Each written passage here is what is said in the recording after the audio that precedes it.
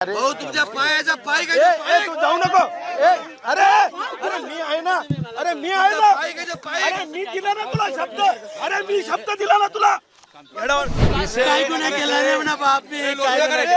वर्षानुवर्ष समर्पितपणे एकनिष्ठपणे कार्यकर्ता काम करत असतो. साहजिक आहे पक्ष एकाच वेळेस सगळ्यांना न्याय देऊ शकत नाहीये. संताप होणं कार्यकर्त्याचा अनावर होणं हे साहजिक आहे. आणि ऐका मला बोलू द्या. मला बोलू द्या. अरे अरे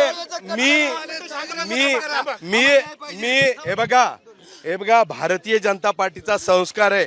मी 38 वर्ष झाले पक्षात काम करतो.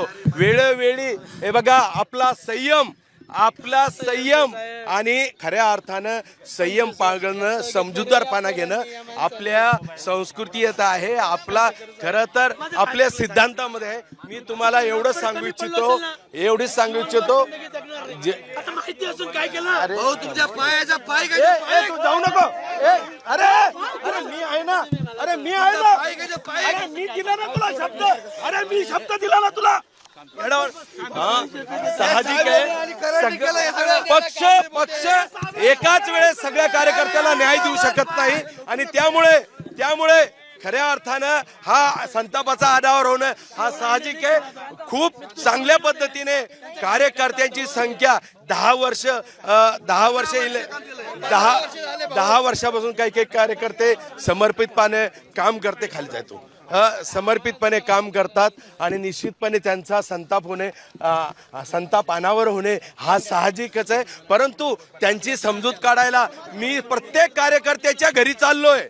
ज्यांना संधी देऊ शकला नाही पक्ष त्या कार्यकर्त्याची आणि त्याच्या कुटुंबाची मनस्थितीची जाणीव मला आहे.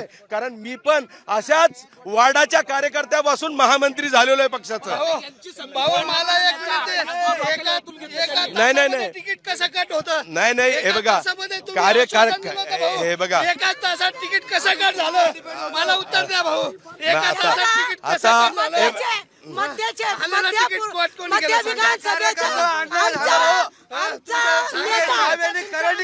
आमच्या नेत्यावर अन्याय झालाय. मला मी समजूत काढू शकतो.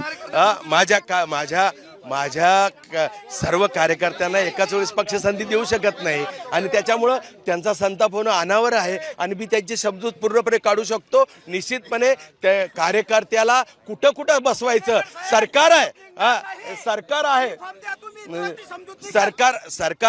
त्यामुळे सरकार असताना कार्यकर्त्याला त्याच्या पोझिशन बने या सरकारमध्ये बसवण्याचं काम मी करणार आहे. निश्चितपणे कार्यकर्त्याची समजूत काढू. कार्यकर्त्याचा ओघ मोठ्या प्रमाणावर भारतीय जनता पार्टीकडे आहे. आणि निश्चितपणे सगळ्यांना एकाच वेळी संधी देणं अशक्य आहे. आणि त्यामुळे